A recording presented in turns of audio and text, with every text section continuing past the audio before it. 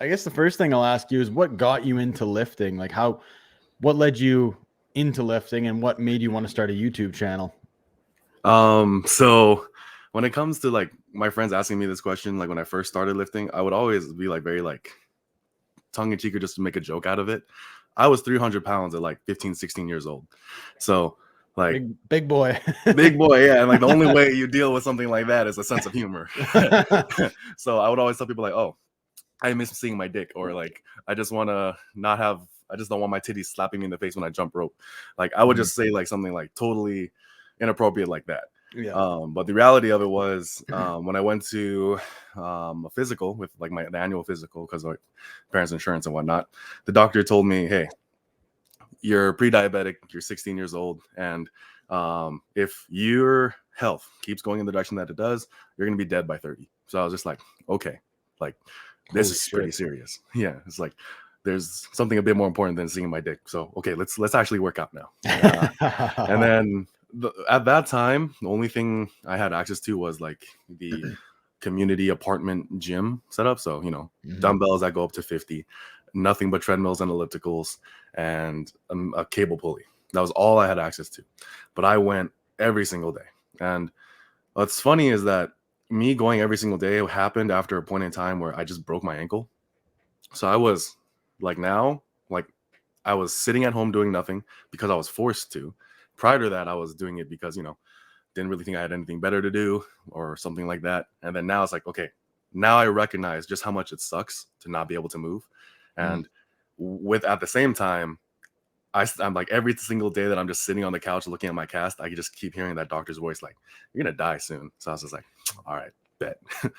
The moment that cast came off, I went to the gym. They said, all right, you can start working out in 2 weeks. I went day one. I was like, arms doesn't count or like something like that. As long as I'm not standing, it doesn't count. So I just like did a seated workout. But yeah, that's how I started lifting. YouTube, I started making YouTube videos 3 times actually. This is like Stand Strength is my 3rd attempt at a YouTube channel.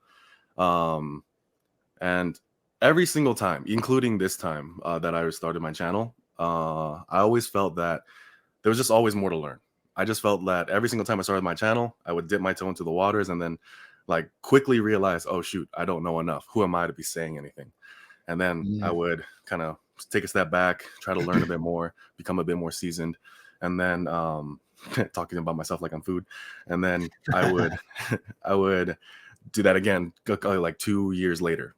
And then again, got my foot in the water, got a bit further than last time, and then realized, you know what? I still don't feel comfortable. And then after I saw like, I hope it's like, are you okay with like name dropping? Like at least in a positive light, Oh yeah, for sure. Like I saw Natural Hypertrophy's channel. Like I was just like, this dude is literally recording on a phone. I'm pretty sure he's recording on a phone. He's literally just getting screenshots from anime, and he's making great lifting content. And he's doing it in a way where I always thought to myself, like, damn, for me to be a YouTuber, I need to be super science-based. I need to be super in the studies. I need to be super qualified. Yeah. Wow. And then eventually after watching his channel, and like now that there's more channels that take something similar from it, or at least like have gained more following similar ideas, as long as you have conviction in your beliefs and if they work to a reasonable degree as well. And like no one's like, just because you have a lot of conviction and belief in yourself, that doesn't mean you're free of criticism or whatnot. But if you do feel like your work is valuable, and if you do feel like you can actually help people, yeah, put it out there. If people criticize it, but that helps you learn too. Well, there's a lot I want to pick through there. One thing that comes to mind is, you talk about almost feeling like you don't know enough to speak on anything. I totally relate to that. That's why, as a podcaster, you can kind of just talk to other people who you deem to be the experts or whatever. But in general, I don't necessarily think the problem is people don't know what to do, as far as like someone talking about studies and, this is the most optimal way to train and blah, blah, blah. Like that's not what's getting in people into the gym. It's the mindset, like the mindset. You released a video on like the philosophy of lifting and just what's actually like studies aren't enough to motivate someone to get into the gym. And what's also interesting about that is you were overweight as a kid, as a teenager, and a doctor said, "Hey, you're gonna die at 30." And that's interesting because some people, they're overweight, they know they're at risk of all types of diseases, but they don't make a change. But for you, like, what was that mindset? Like what got you into the gym? Was it just the fact that someone said, like, was it the fear of death? Like what was the psychology behind that shift? So more than a fear of death was the fear of living a life that you wouldn't like when you died. So Yeah. like, you know, death makes like philosophers of us all, because we just start thinking back and like start Yeah. being retrospective. And I just kind of like, when at that point in time, like, you don't get to be 300 pounds if you don't think your life has a lot of value to it. Like, Mhm. usually if you like really balloon up to that weight, there's either two things happening. Either you really, really just want to be super freaking strong, or you potentially like are just trying to like, shove like your pain down. Now, maybe I'm projecting, maybe I'm like generalizing or anything like that, but I would say that I was the latter. Like, I was just trying to like stuff my pain underneath all that food, right? So when it came to like the philosophy of it, it wasn't just like, hey, you're gonna die. Well, if my life doesn't matter, then I don't care that I'm gonna die. So there was something at that point in time. Like, I think that's the beauty of like when you're young, it should be a lot easier like to think to yourself, like, maybe there's something more to life. Like, I was 16 years old. Like, Mhm. there's no valid argument I could possibly make about me knowing enough about the world and knowing about life where I could say, yeah, my life doesn't matter. So it was like, I just kind of recognized that fact. And from there, it's kind of like, well, if that's the case, there's a consequence to that. There's a responsibility to recognizing that I have to do something now. And Mhm. even if I'm wrong, even if I'm wrong in like, let's say, the path I pursue, even if I'm wrong in, let's say, the the way I get there, it doesn't necessarily matter. It's about being involved in the path that makes it worthwhile. So, Mhm. um, you know, death doesn't scare anyone whose life doesn't matter to them. But I was too young to say my life doesn't matter, so I just kind of went from there. So that was kind of like, in some way, like almost a blessing Mhm. in a sense, because I kind of had that in my corner. Like, the thing is, like, now that I'm getting older, and the more friends I make who are older, like, so every now and then, like, I will encounter someone like walking around on the street who kind of like, they've had a bit more time, and then sometime, and what usually I tell them is just like, well, when was the last time you lived honestly? Because that was something that affected me too. Like, I was thinking to myself, like, I was 300 pounds, and I was watching Rocky. I was like, when I was like in a cast, I was watching Rocky. That was the first time I watched Rocky. I was sitting on the couch in a cast, and I watched Rocky, and I just looked at that man. And like, one thing I loved about that movie, people think it's a boxing movie. No, it's you can call it a sports drama, you can call it whatever. No, it's something more than that. It's transcendental. Yeah. For the first hour and a half of Rocky, you are just watching a man like beat down by life, completely lonely. The girl he likes doesn't even like give him a second look. He's not anywhere closer to his dream. And then all of a sudden, he's just handed something. He's handed an opportunity, like an opportunity he doesn't even think he's worthy for. But then he makes something of it. And like, when I saw that, and I was in my cast, and at that point in time, like, my favorite movies, I loved movies growing up. I still love them now. I always respected that, like, the action hero.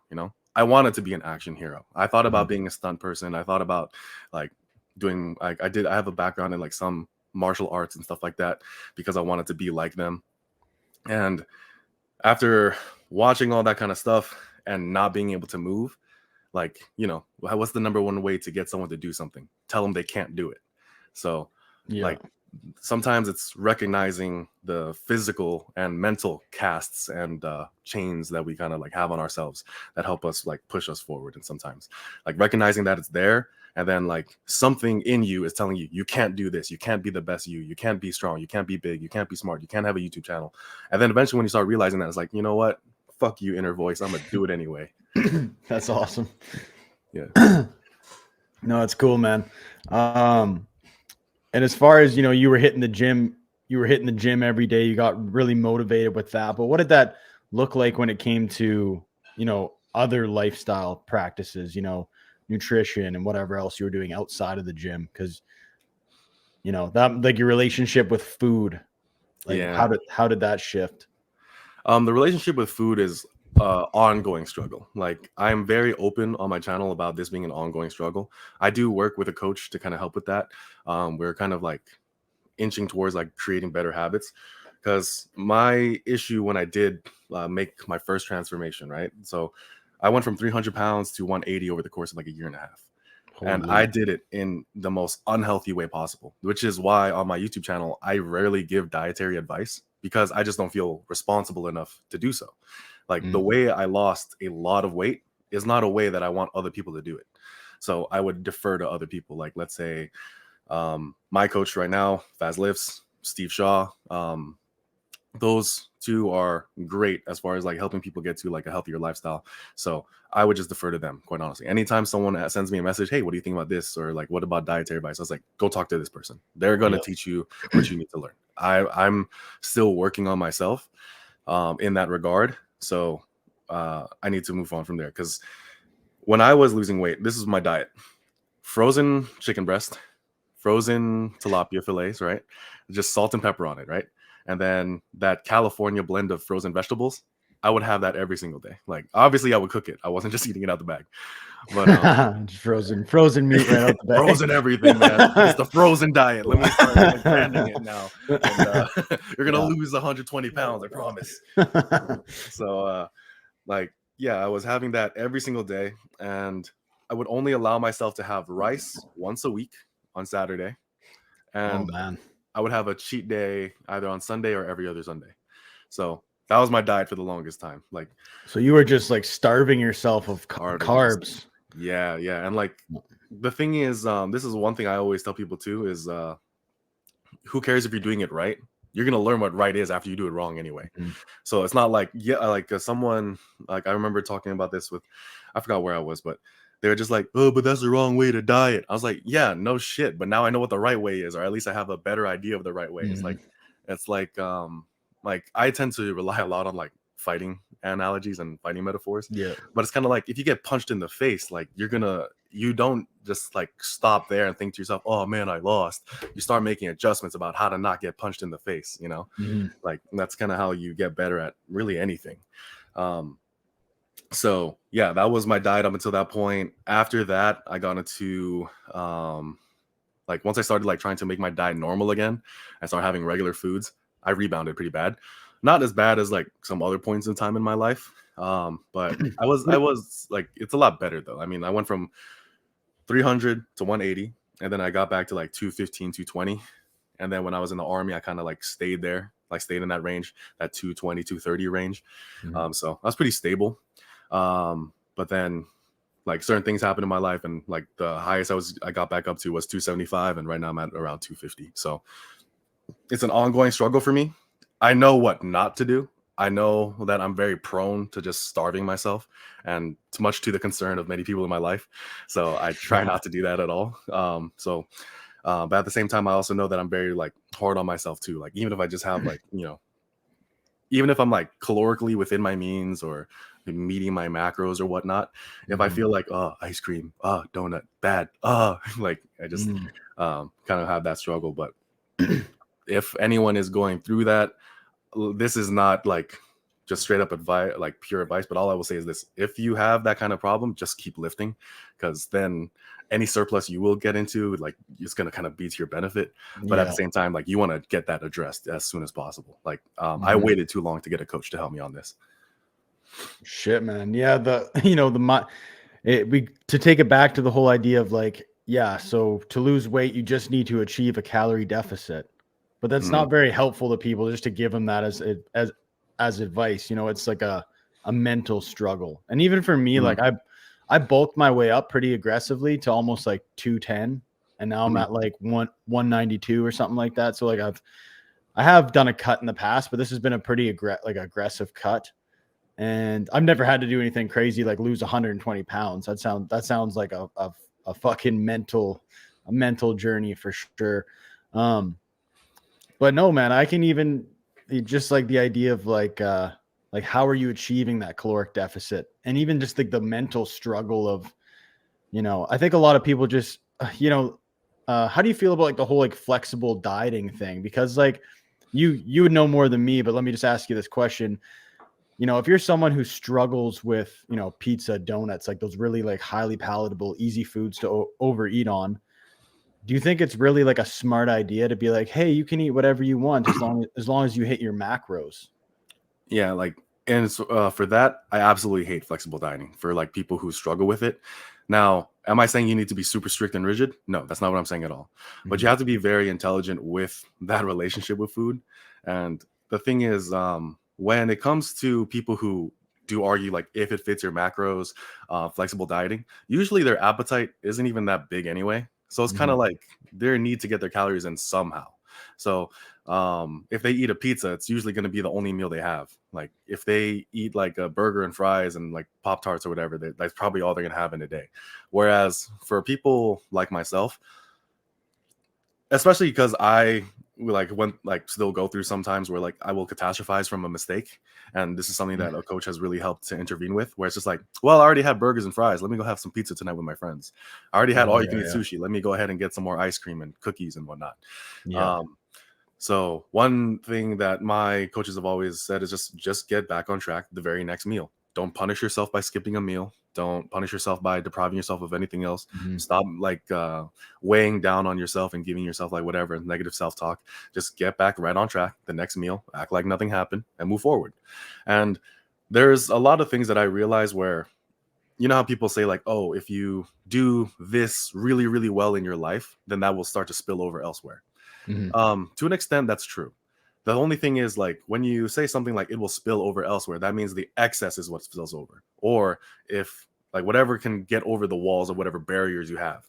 So, like I said, in boxing, in fighting, like the other person is going to hit you and you just take it and move forward. I didn't really integrate that kind of idea to my diet until very recently.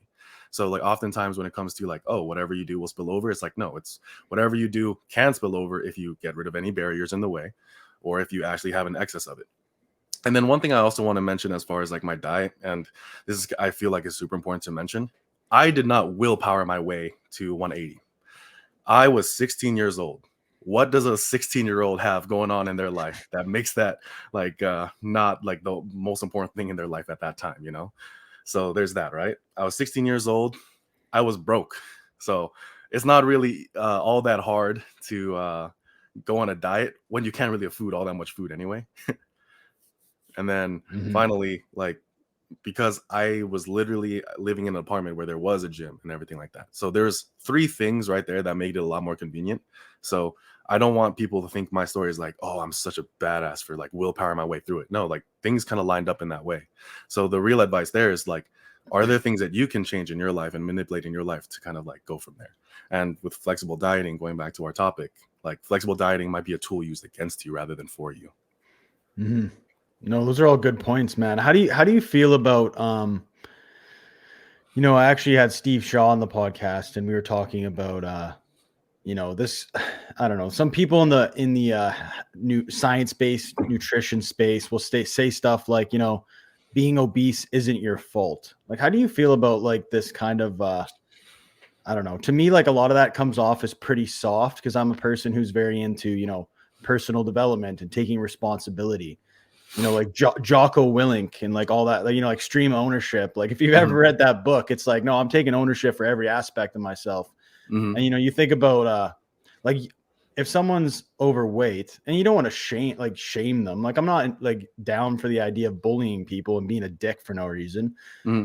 But, you know, you see someone who's over like obese and you know, why would you tell them like this isn't your fault? Like, would Hmm. you tell someone who has terrible spending habits and if they're in like 50K worth of debt that it Hmm. wasn't their fault? You know, because it's Hmm. because like you could look at it both ways, like, oh, this is all your fault, like you're a terrible person or whatever. It's not that. It's like this is your fault, so it's your responsibility, and you have the power to dig yourself out of that hole. Like, how do Hmm. you feel about that? Yeah, exactly. Like responsibility is the biggest thing there. Like when you tell someone like it's it's not your fault, you're basically telling them like, hey, it's not your fault, it's not your responsibility to fix it, and even if you wanted to fix it, you couldn't. That's basically what they're saying. Like, it's like you were meant to be fat, so just live it up, be happy, and be okay with it. No, Yeah. like you are meant to be whatever it is that you choose to be. Like you are meant to struggle forward in whatever you think is worthwhile. Success is just the progressive realization of a worthy ideal. It's not an end point. It's not whatever, right? It's you trying to do something. Like the thing is in life, like if you are in pain, typically that means one of two things. You're either pursuing something meaningful or you have a lack of meaning in your life. So, and those are really the only two states of being anyway. Like you're either not pursuing anything meaningful and then as a result you're in constant pain, so life is suffering, or you're pursuing something meaningful and there's obstacles along the way that hurt. It hurts to pursue something meaningful. And that's why life is suffering no matter which way you go about it. Yep. But in one of them, you are told your issues, your flaws, your mistakes, your whatever it is you want to call it, they are your fault. But that doesn't make you a flawed or imperfect person. It just makes you, it just gives you all the things, it just lays out to you the things that you need to address. It just lays out the things that you can address, that you can overcome. I can't lose 120 pounds if I don't believe there's 120 pounds to lose. So Yeah. and so there's that, right? And then I same way as you. I'm not gonna bully people into thinking like, oh, you're a horrible person for it. But at the same time, I'm not gonna say like, hey, there's something pressing that you're neglecting, and it's okay. Just don't do it. Just don't do it. Like one thing I've learned in my life is that things fall apart on their own accord. Like things, the natural state of the world is just break down and go backwards, not get better. Like things don't just get better automatically. It's a very human intervention to try to make things better. But we have to accept the most important thing, which is it's our responsibility to make it better.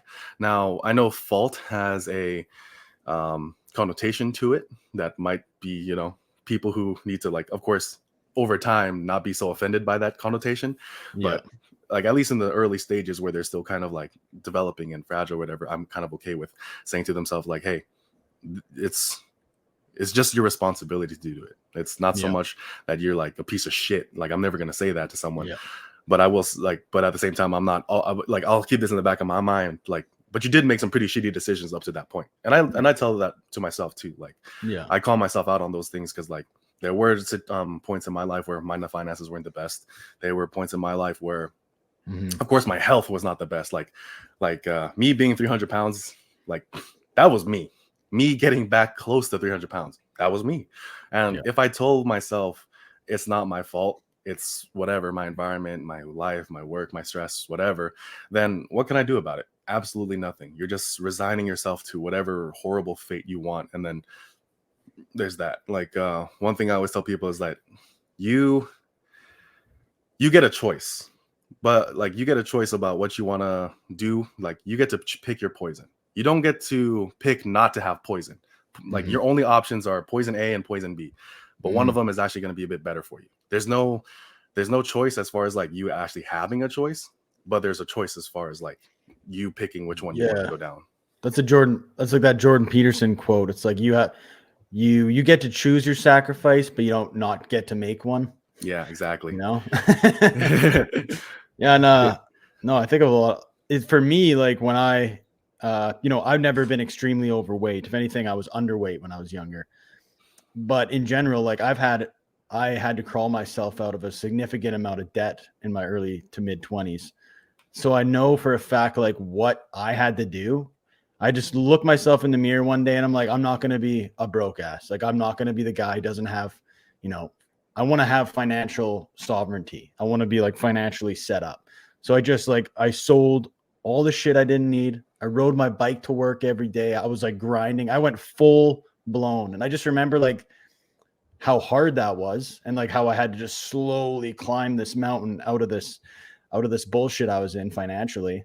And once I got to the point where it's like, I'm debt free, now I'm getting money saved, now I'm doing this. And I just remember like if I had taken the victim route and thought to myself, oh, this isn't my fault. This isn't because of my individual choices. This is because society is set up to make me poor and blah, blah, blah. You know what I'm saying? Like, but a lot of people do that. So but that's why I don't have I have empathy, but I'm not going to sit there and be like, oh, poor you, boo-hoo. It's like, wake up, do what you need to do, get it done or don't. Like, get it done or don't, period.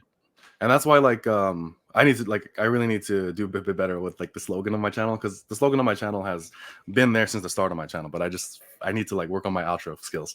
Because one thing I always tell people is like, or the slogan of my channel is start where you stand. Like stand strength, like there's a couple references as to why I chose the word stand.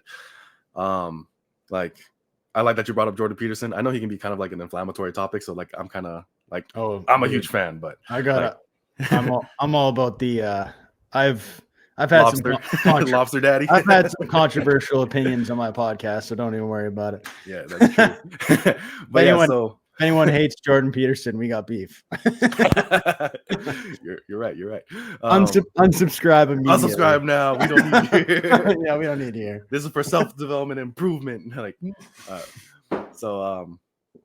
yeah, like when it comes to like a lot of things, right? Start where you stand. I don't care where you start from.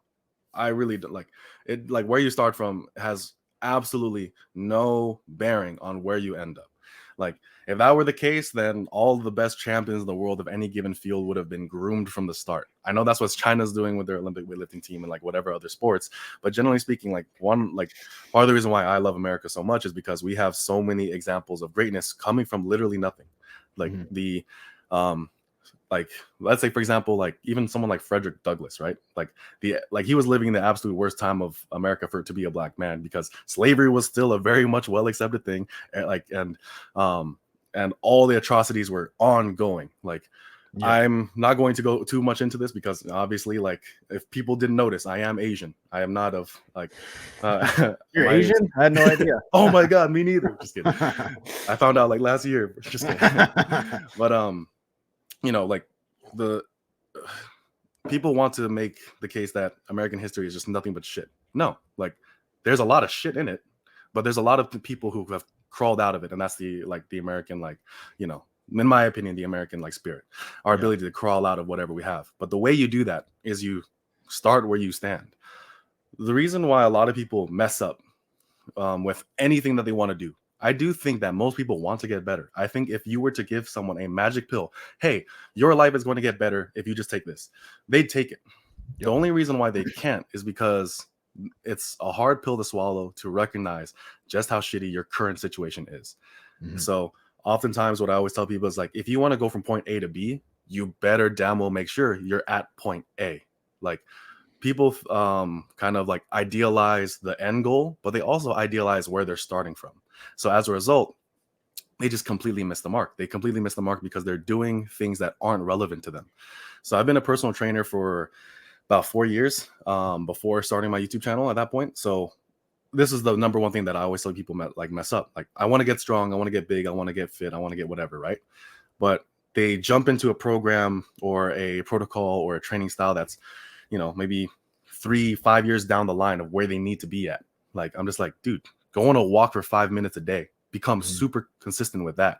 Like you're not at a place where you can think to yourself, I'm going to run X amount of miles every single week. Like you're not there yet.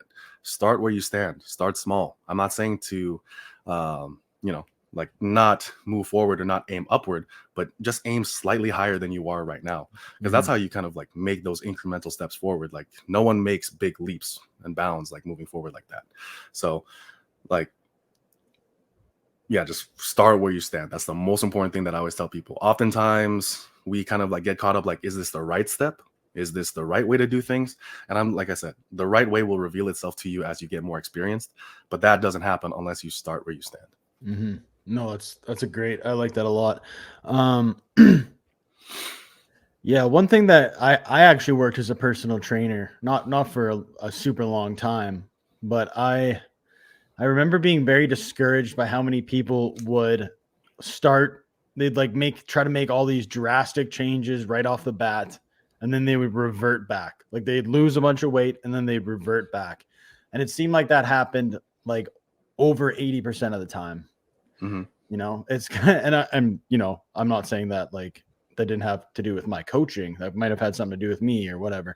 But I'm just saying in general, like what I saw with people like coming into the gym trying to better themselves, it always seemed like they just always reverted back. And that's why like I try to take a very like holistic approach, like a lifestyle approach, where it's like, hey, like you're not just gonna go through like I would say like your physique, let's just talk merely like you're just your physique. Like that's like a reflection of your lifestyle. Like, would you agree? Yes. Yeah. You know, so Definitely. it's like if your lifestyle is chips and pop and binge eating and all this shit, like you're not going to like just diet real quick, lose all the weight without actually implementing like lifestyle changes. And that's, you know, yeah, I don't know much about like I've never had a problem with food necessarily, other than the fact that I have a big appetite and I like eating. But That's a good problem to have. That's but no, I've had other problems, you know, like in my early 20s, I was like, I smoked a lot of weed. I used to do psychedelics a lot. I made a video about that. So very interesting.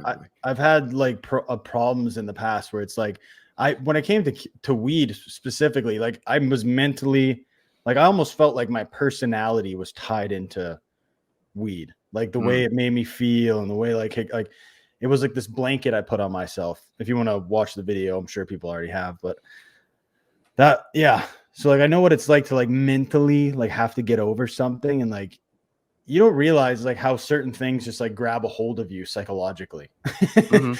So I don't know. I don't really know where I'm going with that, but just like the whole idea of just the mindset and like breaking free from like bad habits that's like the hardest part. It's like actually making the positive lifestyle changes and make them last, right? You can't just like, if you're an alcoholic and you quit drinking for 30 days and you jump right back to it, it's like you need to completely like change your lifestyle. And that could be anything from like, hey, you hang out with so say you're overweight and all your friends are overweight and they all eat like shit and they all drink and party and do all this stuff. Like you need to like change your friend group. You need to disconnect. Like there's so many different aspects of your life that might need to change in order for you to achieve what you want to achieve, you know?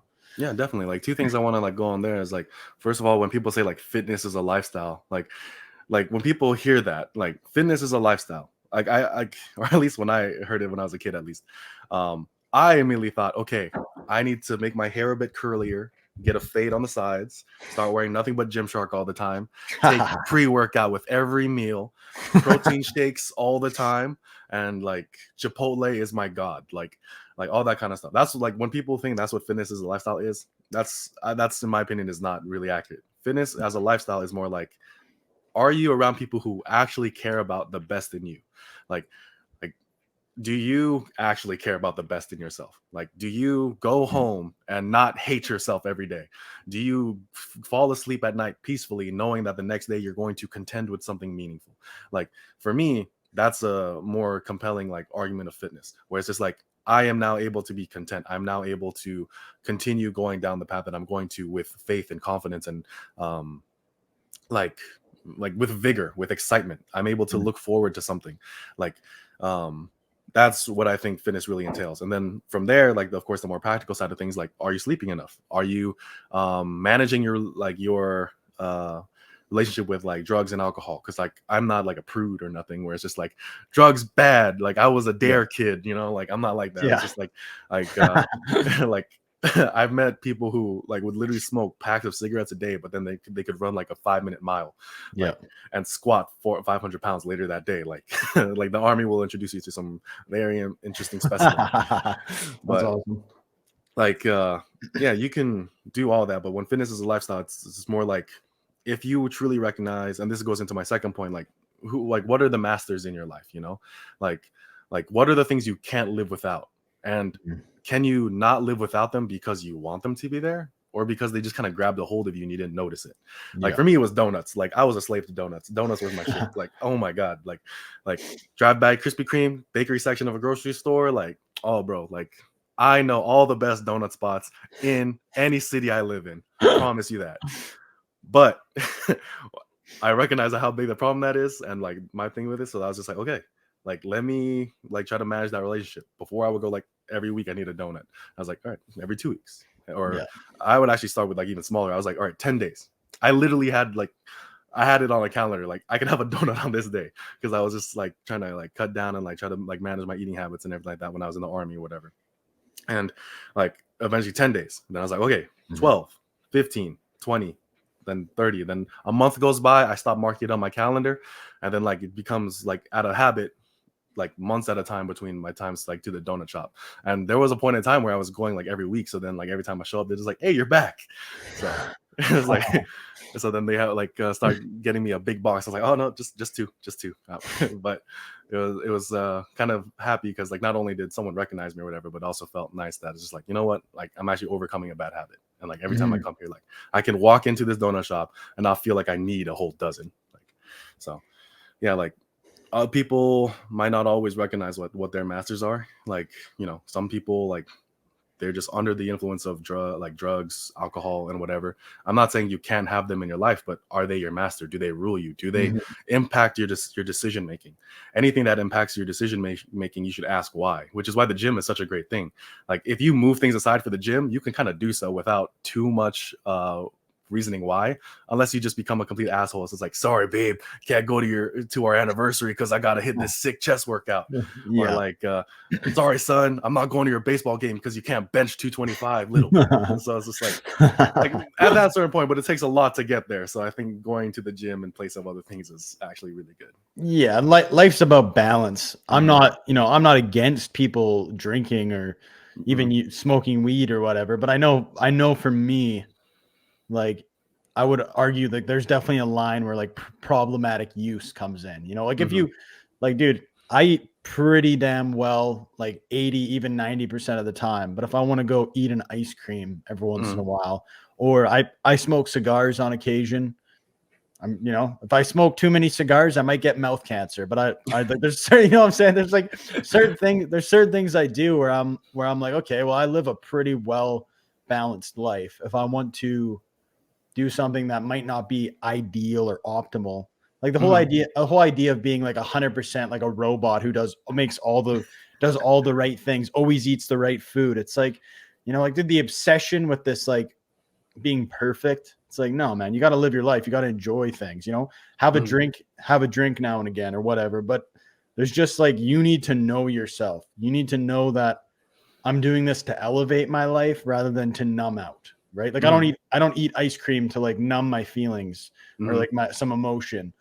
Or but before, like I would smoke weed because I felt like it was the only way I could like feel like spiritually or emotionally fulfilled or something like that. Like there would be this weird, like it was a crutch rather than something that elevated me. Or, you know, there's a big difference between an alcoholic who uses alcohol as a way to escape pain versus a guy who drinks occasionally as like a social lubricant, you know? Right. 100%. You know, and there's like, you could apply that to anything to do with food too. It's like you're having all you can eat sushi with friends, which I fucking love all you can eat sushi, by the way. Oh, hell yeah, dude. I actually had it yesterday with my girlfriend.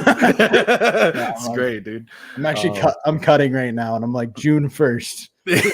Just got to make it to June 1st, then I can have all you can eat sushi. Hell yeah. No, yeah, that's really a good point. And one thing I wanted to ask you is like, where do you think this whole like desire to be optimal and perfect kind of came from? Like I have a couple theories, but like I'm like, it was just something that kind of like you brought up that just like, you know, sparked the question in my head. That's interesting. Well, I would say we're kind of living in a time where mediocrity is encouraged. So maybe it's just like a radical response to that.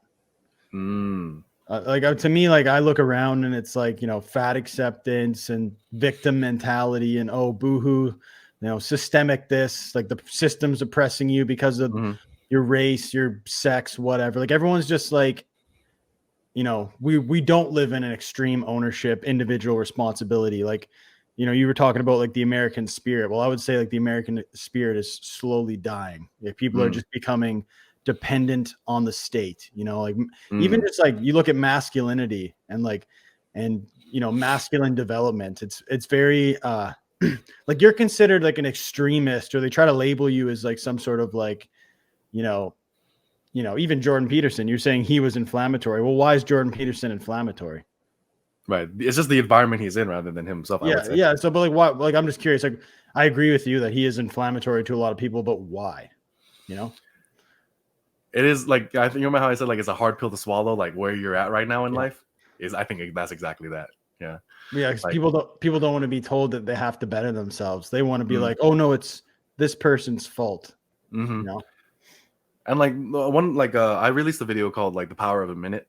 And then The next one that I'm going to talk about is like you know how like this is every like very you know, very empathetic person's favorite word, power, like, right? They Oh think yeah. power just like runs everything, right? But the thing is, like, you know, one of my favorite heroes, like, I'm a huge comic book nerd fan too, of course, is Spider-Man. So Spider-Man says, with great power comes great responsibility.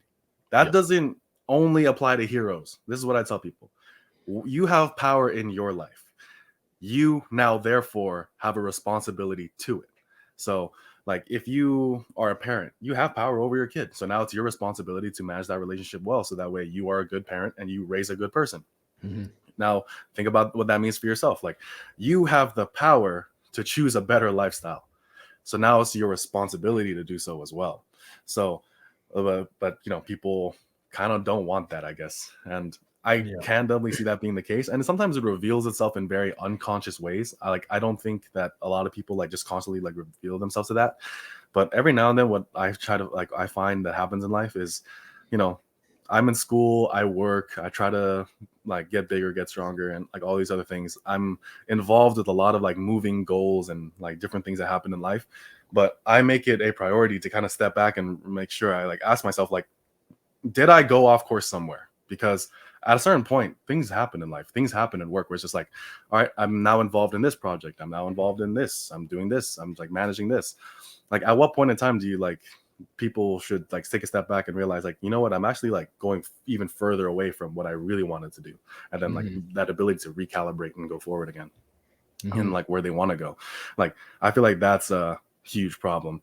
And then the next part, like one theory that I have, like that was a really good point that you brought up, and but the one that I was thinking is just like people really really don't like messing up. Like I just realized that, like, for me, I'm not, I like, and this is like another thing, I am not glorifying failure. Failure is the most heartbreaking, most painful thing that you will ever possibly go through, because like true genuine failure, like it means that something that like deeply meant like something great in your heart just did not happen, and maybe even went the opposite direction, you know. Yeah. Failure is truly heartbreaking.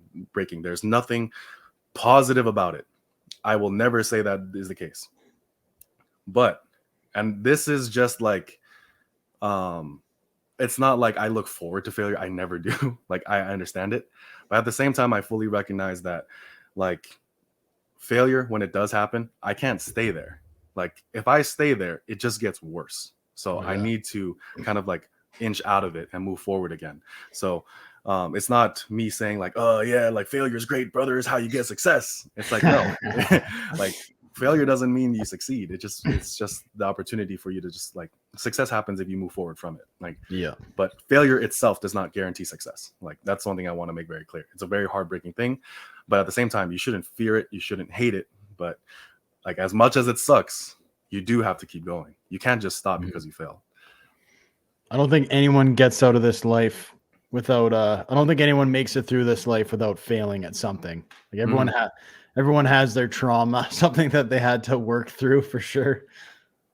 Definitely, yeah. And it's just a matter of like, do you recognize your responsibility and power to overcome it? Like that's my biggest thing. Like if you believe that you have even just the, you know, a tiny bit of power, you now have a responsibility to overcome like whatever inch of your life like needs that fixing, and you can do it. I truly believe in like most people. Like I get that they're like every person is limited by a variety of different things, but none of them are limited so much that they can't be better than who they were like a second ago, a minute ago, day, year, whatever. Like everyone can improve, and that's why I think like being a human is like so great.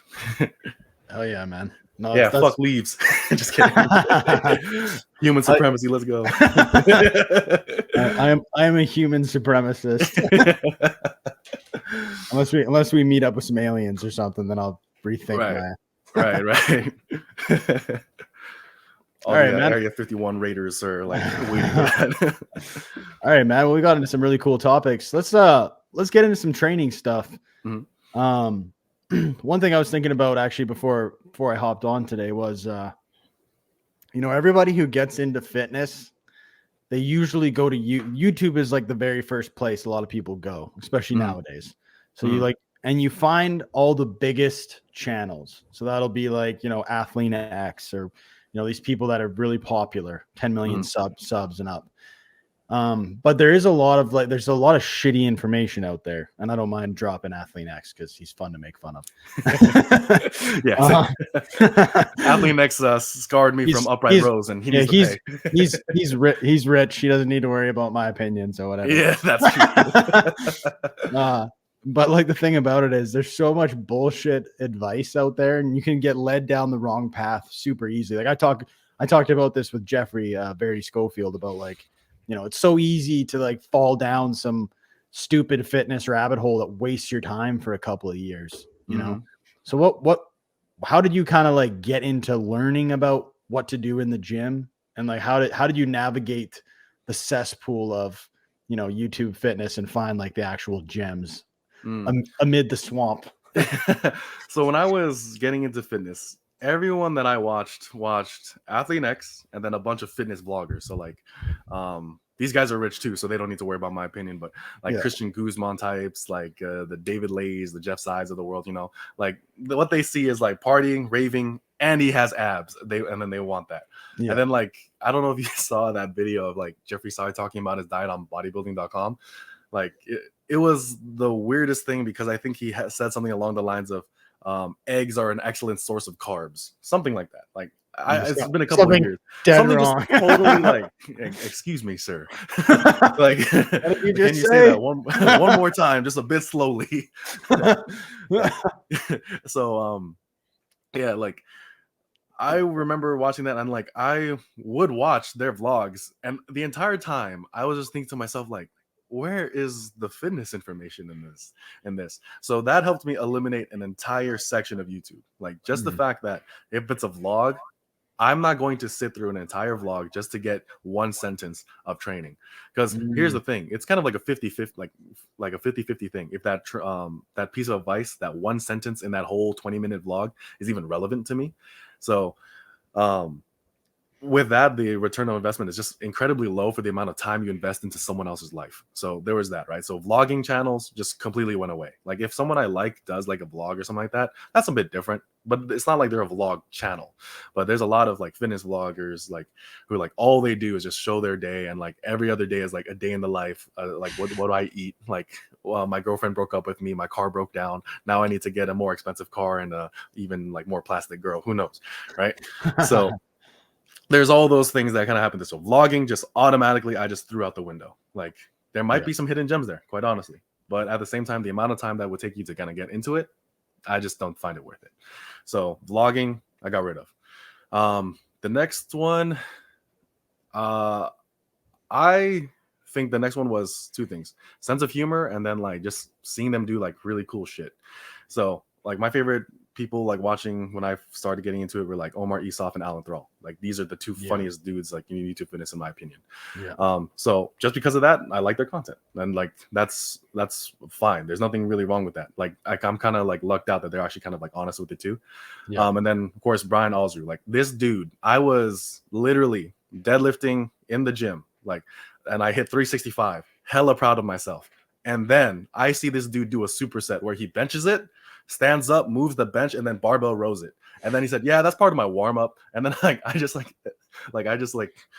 home and just thought to myself, like, there is this man exists. Like I need to do something about this. And like do I get stronger? Do I like, you know, I just had an existential crisis at that moment. Now, when it comes to like a lot of the rabbit holes and whatnot, like for me, there are a couple signs where it's just like, do they talk about progression?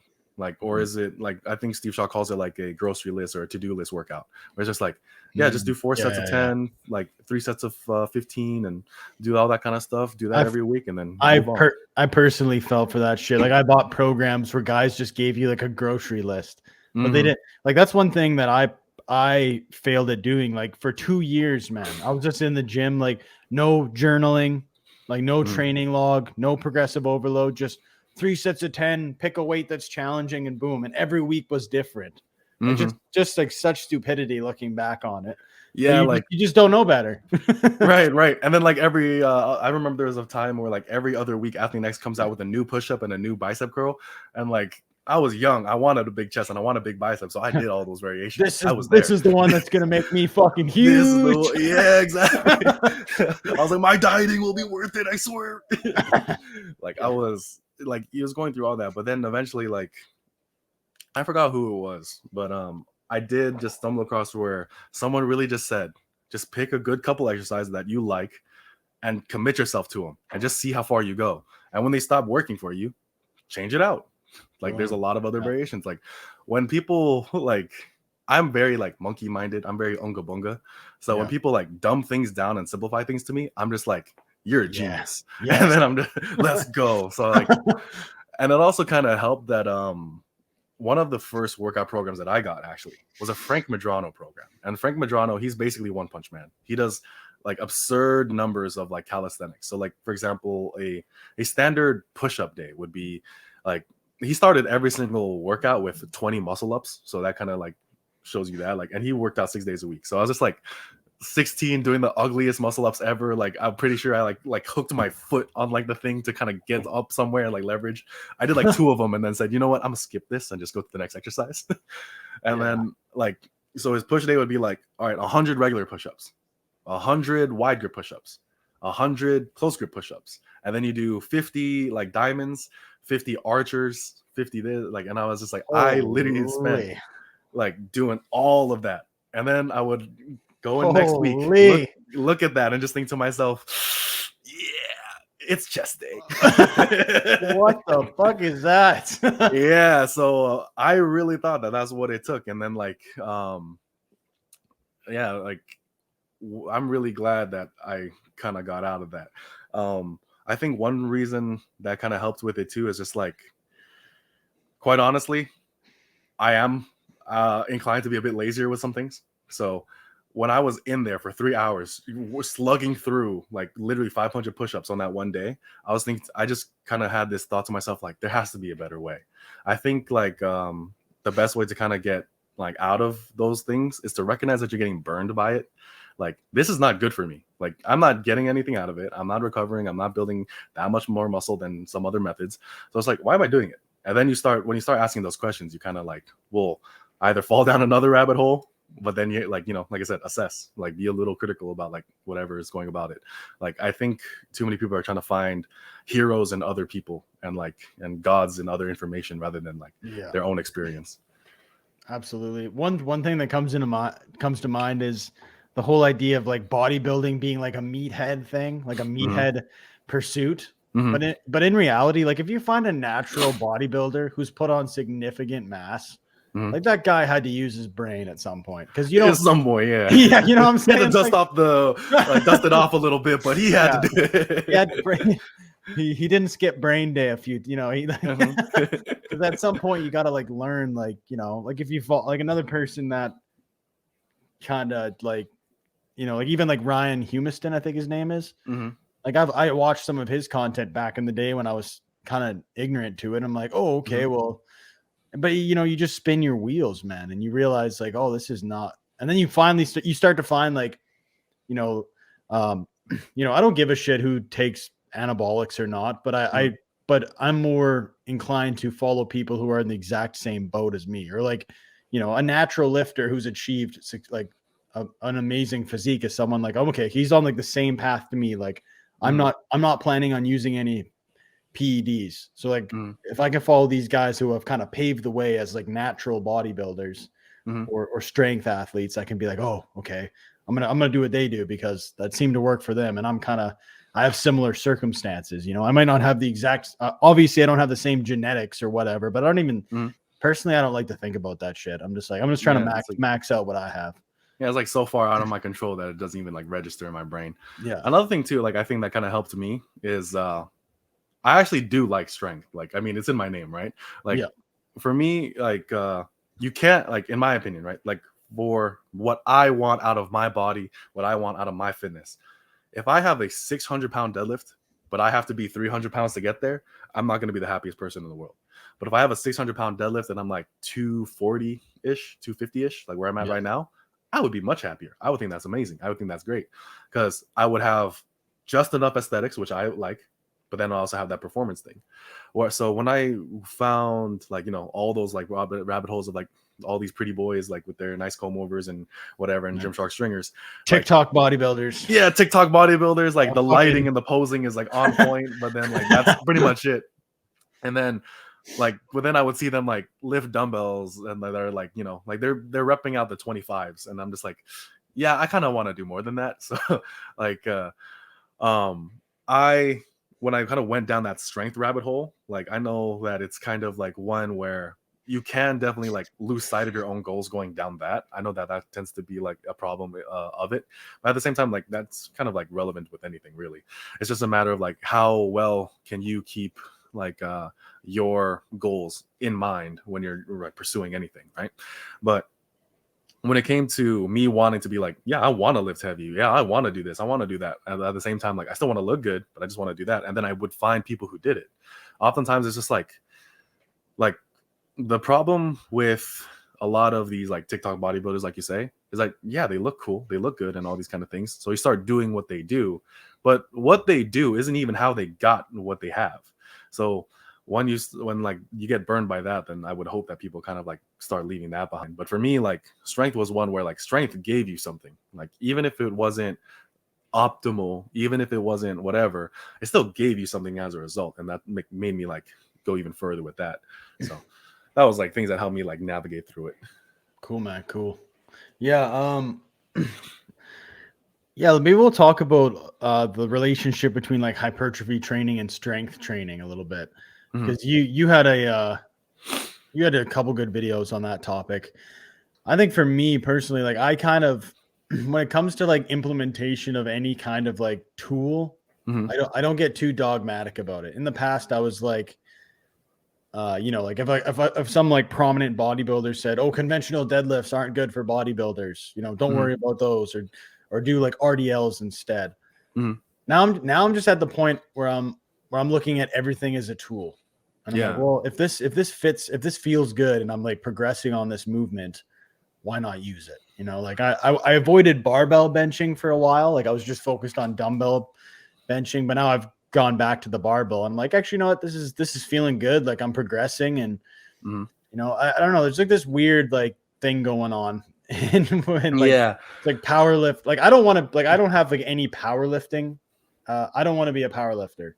I don't even want to be a bodybuilder, as in like I don't want to do any shows. Like that's not me at all. I just want to like train my body to become strong, aesthetic. Like I want to like just do all that thing, maximize. Like I go for runs. Like I'm trying to like work on my cardio. Like I just want to be a fucking beast. So I'll do whatever. Like I'm not dogmatic about like I need to only work in this rep range or do this or use this. Like I'm just like open to it all. And I'm kind of curious, like what's your kind of philosophy when it comes to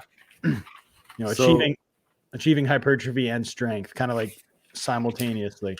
Right. So my channel, like when I first started like making a lot of videos, like I kind of like went off from this branding, and I'll kind of go into reasons why like in the future. But I advertise it as a power building channel because like I wanted that same thing. Like I wanted to be strong. I wanted to have a big squat, bench, and deadlift. But at the same time, I didn't just want to like look like a slob either. Because like that whole like fat powerlifter meme, like I'm not saying it's true, but I fell into it. It's kind of true to like a certain extent, right? Like, right. I just have to be nice to my friends. I'm sorry. Well, I mean, like for me, like the chubbier I get, like the bigger I get, the fluffier I get, the stronger I get. So, yeah. But like, do I just keep going till like 300 pounds so I can deadlift like 800 pounds or what? And then every single time, like you just get a thicker belt, and like for whatever reason, your water bottle gets bigger every day. You get bigger just to match you. So, like. But yeah, so like I wanted like both, right? And the thing is, I took an economics class of all things, right? And this economics class like taught me something called like a production possibility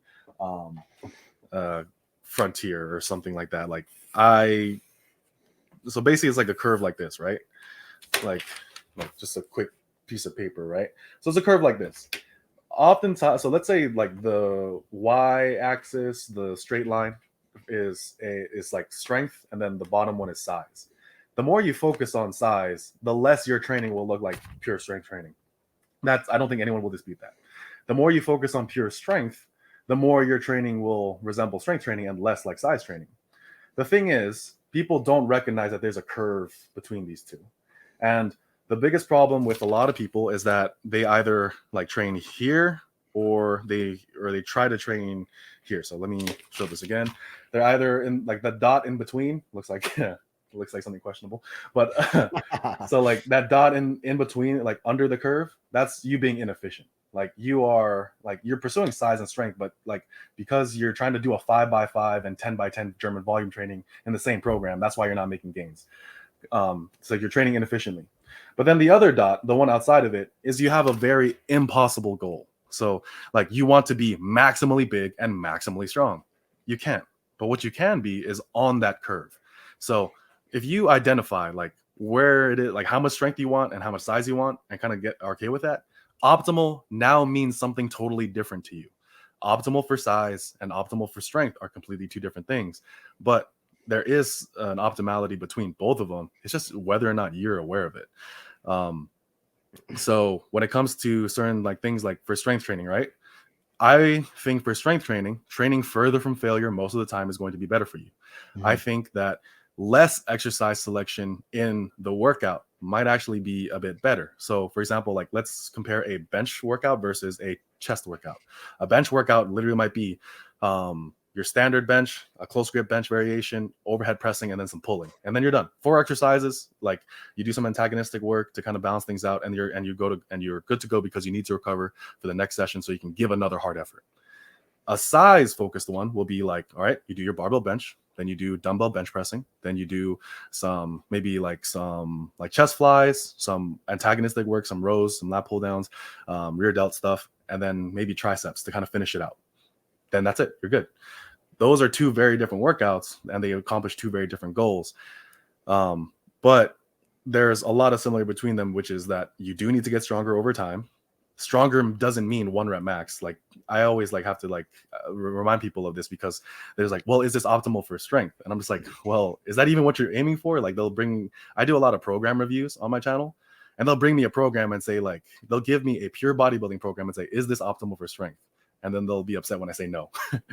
So, but oftentimes, like I said, people just like don't recognize that their goal is just unfeasible. It's impossible. You can't have max strength and max size at the same time, but you can be somewhere in between. And optimal now takes on that meaning, rather than you can't just do max size and max training. Like it's just not going to work. Yeah. No, that's interesting. You know, you brought up the idea of like all strength training is like one, like a lot of people will just be like, oh, it's just 1 rep maxing. Yeah. But I see that a lot, man. It's rough. It's like for me, like if I'm getting stronger, even like let's say like a bodybuilding rep range, maybe like 8 to 12. It's like if I'm getting stronger in the 8 to 12 rep range, I'm still getting stronger. Although I might not be getting stronger in the case of like all max effort or whatever. Like I might not, my 1 rep max might be improving slightly, but it's not going to be improving as much as if I actually trained that way. Mm-hmm. Yeah, definitely. And like one thing people like kind of mess up is that the people who get really, really strong, it's not like they only stay in the 1 to 5 rep range. Like that whole idea, like, oh, 1 to 5 is for strength, 6 to 10 is for hypertrophy, or 6 to 12 is for hypertrophy, and then everything above 12 is just cardio, endurance, and CrossFit. Like that's not what it's like at all. Like it's all like a matter of like degree and time. Like the reason, like even with something like linear periodization, I made a video talking about how, like, you know, whatever style of training you do, you're going to ebb and flow. Like for strength training, you're going to ebb and flow between higher and lower intensities and higher and lower volumes. Like there's no, like, even with something like conjugate West Side, most of the time what it is like you do your max effort movement, and then you do a substantial amount of bodybuilding work in a bodybuilding rep range, getting stronger in that rep range to kind of like pump up your numbers in the max effort stuff. Mm-hmm. There's no program out there where it's just like, okay, I'm focused entirely on strength. I'm gonna do a heavy single, then I'm gonna do some 5s, and then like all my accessories are gonna be in like 3 to 6 reps. Like you're gonna run yourself into the ground really, really quickly, and you're not gonna get that strong. Mm-hmm. Anyone who has built a considerable amount of strength, they went through bodybuilding phases. The only difference between hypertrophy training and strength training, in my opinion, the most like relevant one is just that powerlifters peak for a 1 rep max. That's it. You remove that peaking process, and then you just kind of like go for a bodybuilder, return to the start at a higher threshold or a little bit more weight than last time. That's basically it. Like, you're just not going into that other part of training where you actually peak to get your 1 rep max. Because for you, like, let's say you did get stronger in the 8 to 12 rep range. All right, now let's jump down to the 5 to 8 rep range. And then we jump down to the 4 to 6, then the 1 to 3. And then you return back to like 8 to 12. Like, that's just linear periodization 101. That's strength training. But let's say for a more hypertrophy focused lifter, like, they don't do that. They just kind of like slowly progress and add weight when necessary. Like, power lifters, strength training people, lifters, they have to add weight over time because that's what's relevant to their sport. That's what's relevant to their goal. Whereas for bodybuilders, they need to add it when necessary to make sure that the stimulus they're getting is always relevant. But that's it's a measurement of progression. Like, you can't even can't get around it. Yeah, you can't get around it. It's like so simple, but people like to complicate it. yeah. And then like I still complicate it to myself sometimes. No, yeah, I'm sure I do too. And then like, and it's always just a matter of like, you know, how honest can people get about what they want? Like, the more honest you are about your goals, the better advice you're gonna get. Which is why coaching is like so valuable. It's because coaches, it's not that they know everything, it's just that they know the right questions to ask. Like, if you come to me and say like, well, I want this, I want that, and then I have to ask you like, okay, well, which one do you want more? And it's like, well, I want this more, but then they could like, but then like, when you look at their program, it kind of shows the other side of things. I'm just like, well, would you be happy if you had that but you weren't big? And it's like, oh no, I wouldn't be happy at all. So I was just like, okay, so what you really want is this. So that's kind of like the typical conversations I kind of like run through every now and then. Like, they tell me one thing, they tell me all the reasons for that one thing, but then like, you know, do you listen to what someone says or what they do? Like, what you're doing doesn't indicate that to me whatsoever. So I have to like kind of like poke and prod until you admit to yourself, yeah, I want to be big. So yeah, there's a YouTube channel. I don't know if you've ever heard of it, but it's like the golden era bookworm. Have you looked at that at all? Never. Oh, he goes into like he's like a bodybuilding historian. Yeah, golden era bookworm. And he kind of breaks down like how the silver era bodybuilders trained and ate and like their lifestyle. And they actually, like, you know, they had a big focus on health. And then the second was strength. And then third, like last was aesthetics, which is kind of interesting. You know, it's like, I think there's like this idea that aesthetics is like the main goal, which it might be your main goal, but you should almost like reverse engineer it, you know, like, or be like, you know what, I'm going to just progress. Like, I'm just going to progress and get stronger and stronger and stronger and stronger. And my aesthetic will be a byproduct of that, rather than, you know, doing these like pump style workouts and being like, I look fucking huge for 15 minutes before my pump goes away. You know what I'm saying? Yep. Like, even like the pump, like, I'm not saying the pump doesn't mean shit. I'm not saying that I don't like, you know, getting pumped, but like the same, like, you know, at the end of the day, like, all I'm trying to do is crush the numbers I did last time. Right. Yeah. And to go into that a little bit, you know, I have some like friends and even my brothers who train, they don't really like journal their workouts, and they kind of, and I see that as a big problem. You know, like, I'm like, how do you know what you're going to do? Like, how do you track your workouts? Cause like me, it's just like, I have my program and I write down every time, like, I do something. And then I'm like, okay, well, next time I need to do one more rep or add weight or do this. Like, I just know it's like math at that point of how to progress. Do you do the same thing? Like, you're just journaling every workout? Yeah, I used to be the guy who had like a composition notebook and a pen in the gym. That used to be me until I like had a good phone. Because at that point in time, I didn't have a smartphone until I was like 18. So like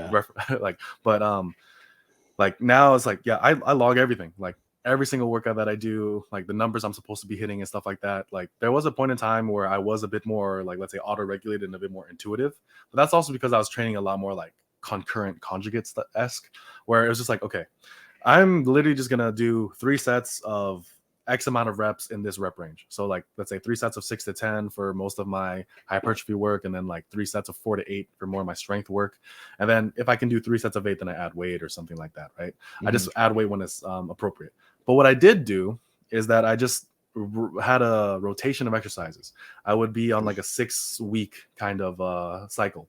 So from going from least specific to my 1 rep max on bench to more specific. So it would start out with like, let's say, incline barbell bench. Then like I don't remember the cycle right now, but like it was like incline, then dumbbell, then this, then like eventually it goes to close grip bench, and then finally my competition bench. And all I did was just go every single set to failure. That was it. That was when I just didn't really have all that much time. I just didn't want to like, couldn't spend time like writing things down and whatnot. But now it's like, yeah, I log everything. I make sure to know like, what weights am I supposed to hit? What type of progression am I supposed to expect? Like, when am I supposed to add weight? And when am I supposed to like go back and go to a lower threshold and try to beat records there? Like, oftentimes what I feel like is missing with a lot of strength training is that they feel that they need to consistently beat their record at a specific point in time. So like your singles, right? Like you always need, like if you hit 405, the next time you work out, you better hit 415 or 410. No, like for me, it's kind of like, okay, in week 4 of my program, I hit 405 for 3. In week 1, I hit 315 for 6 or something like that. I'm just throwing out random numbers. The next time I go back to the week 1 workout, I should hit 315 or for like 8 reps, or like maybe 335 for like that same number of reps. Try to progress at different points of your training, and then like, you know, rising tide raises all ships, and just kind of go from there. Yeah, hell yeah. One thing that I wanted to get into also is the idea of, you know, I was married to the push-pull leg split for a long time. And every time I tried to get away from it, I was like, fuck it, I'm going back to push-pull leg. But Steve Shaw put out a video. This was like maybe even a couple years ago. Like I watched it recently, but it came out a while ago, where he talks about upper lower, but his lower day is back, like pulling movements and legs. And you put out a video about that as well. And I'm like, oh, you know what? That's a good way of doing it. So I've actually like programmed for that. And so far it's working pretty well. And I've successfully divorced the push-pull leg split. Finally, she has no like, hold on, yeah. I'm free. Yeah, for now anyway. Like I actually got I put together a little program for myself, and I can kind of even maybe I can just show you what I'm doing. Like I'm doing like here, actually 1 second. Yeah, no problem. Let me see if I can do this. And then there's something you mentioned earlier about the pump while we're pulling that up. Like this is for the audience. If you've ever gone to pump because you either had a date or you had to go to the beach, go ahead and hit that subscribe button. Okay, right. 1 second. Oh, wait. How do I do this? Oh, there we go. There we go. But yeah, so I do like Monday was just like shoulders and chest and shoulders. So it'd be like barbell bench press. And obviously this is like grocery list style. I know exactly what I need to be hitting for numbers and stuff. Right. This is just a guide. So like barbell bench press, seated dumbbell overhead press, dips. And usually I just do kind of like either I'll do like assisted dips or just like high rep body weight dips, just because it's like the third movement of the day and I'm pretty wiped. And then I'll do like a lateral raise and then overhead tricep extension. So that'll be like the upper A. So it'll be chest and shoulders and triceps. And then for like lower body, what I do is I'll hit like a leg movement. So for this lower A is hack squat, then pull-ups, barbell good mornings, and then chest supported machine row. And then if I have time, I'll just like throw in some like lying hamstring curls and dumbbell curls, just like a superset. Nice. So I'm trying to get like my lower, like it's like this weird, like it's like I'm distributing what I would do on a push-pull legs, but I'm just trying to put it in 4 days. Yeah, and that's usually how I program most of my upper lowers and how I recommend other people to do it as well. Because, like, there was a video by Alpha Destiny that I watched where he was discussing the push-pull legs, and this just made so much sense to me because it was during the time where like I just started working a full-time job, like, and a little bit more than full-time because I was in the military basically. So 6 a.m. to 6 p.m. my ass was owned by Big Daddy government. So, and then I'd have to go to the gym after, and I was doing that 6 days a week. And, you know, sometimes I just wanted to chill, but because like, oh no, push pull legs, gotta go, man. You're not disciplined. You're not whatever. You gotta go. Yeah. But then like he made a video where it's just like with push pull legs, you're still only getting 2 times per week muscle protein synthesis. If that still is a relevant thing nowadays, I don't hear that too often anymore. But it's like even with that though, it's like 6 days a week in the gym is too much, man. You don't need that. Yeah, It's like too do fucking something much. else. Like I loved put upper lower because like I could go hiking on the weekends now. You know, I could go hiking without having to do squats when I get back. Well, I know for So, me, like I always felt like, oh, only one day off. Like I would do push pull legs, day off, push pull yeah, legs, day off, push pull legs, day off, and just like constant. And if I took more than 2 days off from the gym, I felt like I was lazy. But with this program, like so I do like the Monday upper A, Tuesday lower A, and then I take Wednesday off. And then Thursday I kind of switch it up. So I do like the barbell bench press is my first movement, but now I do seated barbell overhead press, and then I do dumbbell bench press. So I kind of switch that. yeah. Deficit push-ups instead of dips, and then I do seated lateral raise and tricep extension. Yeah, man. So like that's like for me that seems pretty solid. And then like the lower A, instead of starting with like a quad movement, I start with barbell stiff leg deadlift, and then I do pull-ups again because my pull-ups suck ass and I'm trying to get better at them. And then I'll do like a squat movement, so Bulgarian split squat, then a chest supported machine row, and then I'll do the seated hamstring curl and dumbbell curl for a superset. I'm like, Yeah, seems like a pretty solid program. I would say so. Like that's not too different from what I do. Like quite honestly, for me, and this is like a personal thing, like I love back training. I absolutely love back training. It's the most enjoyable and like best thing in my life. I love pulling. Like I pull no bitches, but I pull barbells all the time. Like so I love training the back. So I just like have back training present in every single day of my like training. I prefer that. Do I think that's 100% necessary for all people? Not at all. But I'm just like, but I do prefer like upper lower and like combining back days with lower. Like it just makes a lot of sense, like to me, because even if it might be a bit of a placebo or whatever, like I do really think that decompressing your spine, like from squatting or deadlifting with like, let's say a pull up or anything like that, that kind of like helps stretch it out. I think it's useful. I think it's good. Makes me feel good anyway. So yeah, it does feel pretty I like good. that. Yeah. I've been doing like the pull-ups where I like dead hang at the bottom and I just hold it, then I come all the way up and I dead hang, which is a lot harder than just kind of like keeping it all in your lats where you just go like this. If you actually like let your shoulders like fully like come up, it's like it's pretty hard, man. It is, yeah. Like I get way less reps, but that point, that like that time at the bottom, I could just stay there, and I'm just like, oh yeah, this is good, And then like, I'm working out. I can only do like 6 clean reps when it comes to pull-ups because that's I don't know why, man. Like I got pretty good at doing dips, like weighted. I can do weighted dips and stuff, but pull-ups is just it's hard. Like as I'm cutting down on my weight, I'm hoping that my pull-ups get better. Yeah. And even when I bulk back up, I want to keep pull-ups in the routine because I feel like it's easy. Like the heavier you get, like you said, you're 225 or something like that. 250. Yeah, that's a lot of weight to be pulling. Like that's hard. Yeah. Like I'm 250 right now, and like, the most amount of pull-ups that I did, and these were like not super strict like how you did, where like hanging at the bottom. It was a bit more like keeping it on my lats. It was just like right before my like arms like fully lock out, like right here. Like at that point, it's like that's kind of like as far down as I go. But even then, I could do like 10 of them. Like, but that's like if I kind of like take some time too, because like pull-up training for me, like just because of how heavy I am, like I need to be kind of smart with like the recovery aspect of it. So that way, like on days where I am meant to perform, I can. But one thing that I actually really do like, I fell back in love with the lat pull down. I don't know when it happened, but I just eventually became like a pull-up supremacist, and just like, if you're not doing pull-ups, you're not really doing vertical pulls, brother. Like man up. Like 100%. But eventually like I was watching a Ball Omni Man video, and like he like made me want to try the lat pull down again after a while. And I was just like, wow, this does feel better. So sometimes it's just like, the best thing to do for your strength and size is just like whatever, like try to find the dogma you have and then throw it out the window for a while. Yeah. And also like don't just avoid the things that are hard.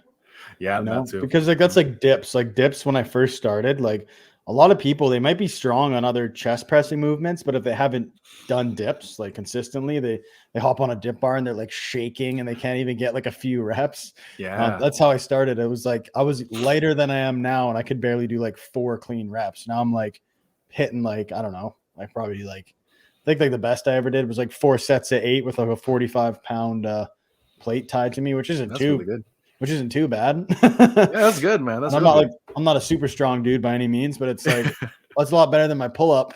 But it's just because I like stuck with it, even when the dips felt really shitty, and I just like I hated the movement, but then I just stuck with it.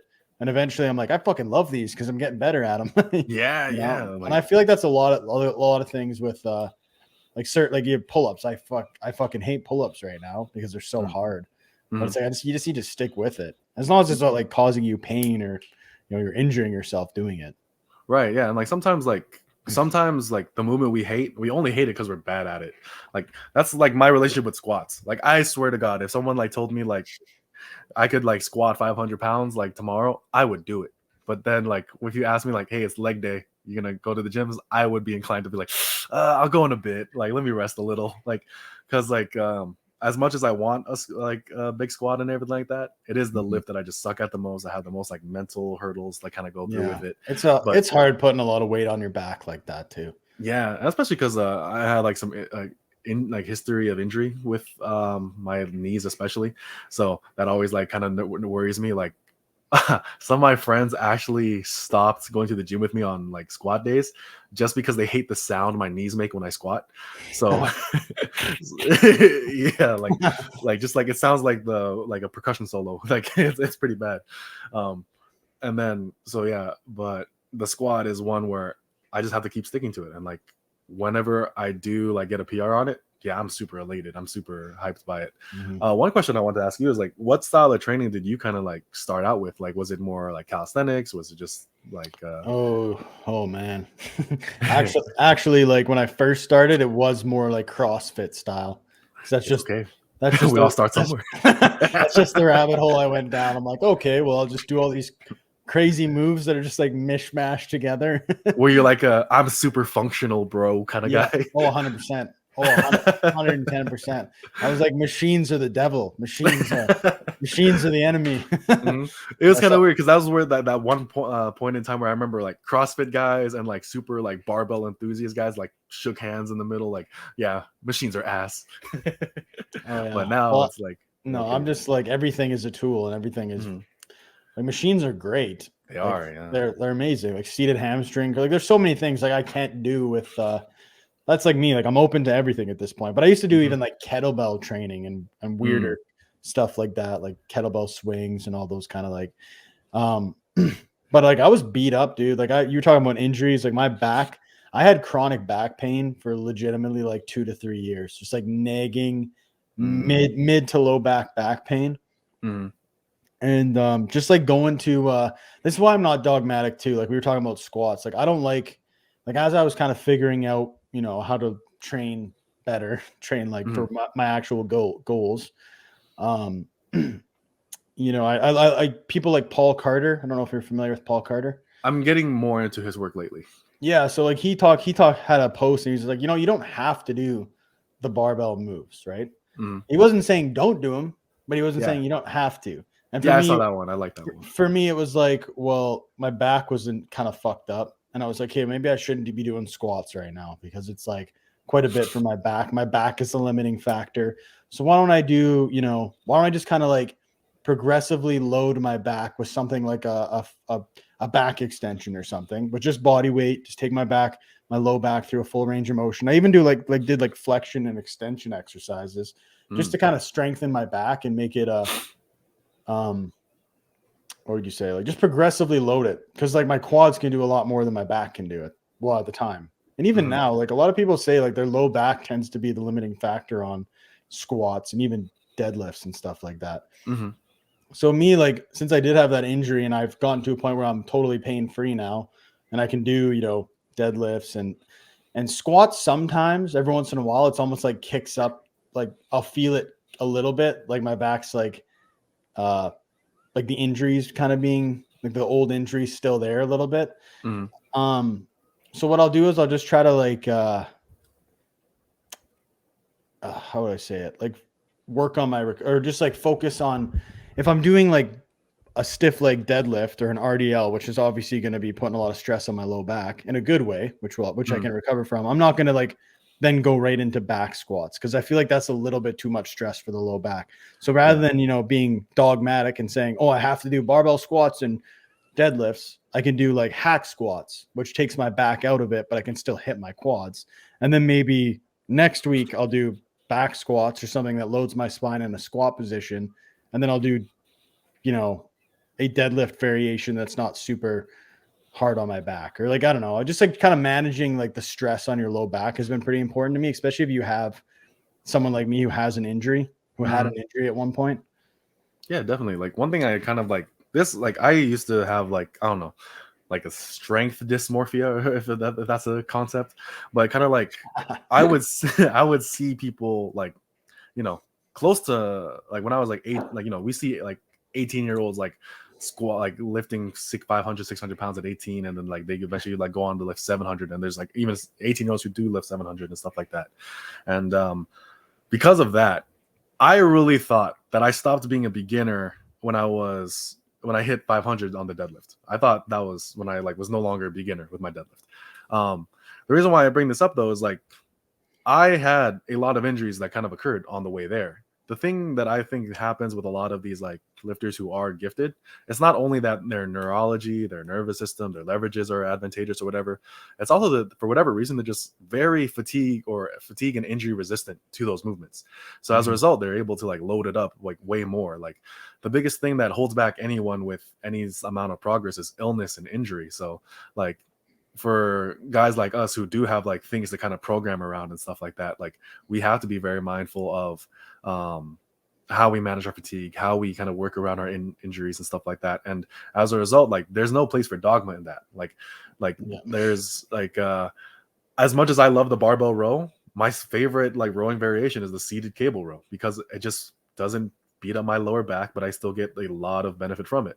And then I can like go into my next training day with very little fatigue. So yeah, like seeing everything as a tool will really start helping like just overall, because then you're able to train even better, because like you're not like beholden to something that's actually like, you know, you might not think it, but is actually holding you back. Oh yeah, man. Yeah. Wicked, buddy. Well, we're actually at the 1.5 hour mark, so we should probably wrap this up. For sure. It was a good chat, man. No, that was a lot. Of course. I had a lot of good insights. You shared a lot of good things. Yeah, thank you. I appreciate you bringing me on here, man. Yeah, buddy. If you just want to let everyone know where they can find you, that'd be great. Yeah, so my name is Karel of King. My YouTube channel is Stand Strength. You can follow me either on Instagram, either my personal or my Stand Strength one. I post very infrequently on both, so you're not missing out on anything, whichever one you decide to follow. If you're interested in combining size and strength training, then feel free to go to my channel. And if you have ever been offered donuts the day you decided to start a diet, go ahead and hit that subscribe button. So that's me. Oh yeah, man. I appreciate you taking the time to speak with me. Yeah, of course. Thank you for having me on.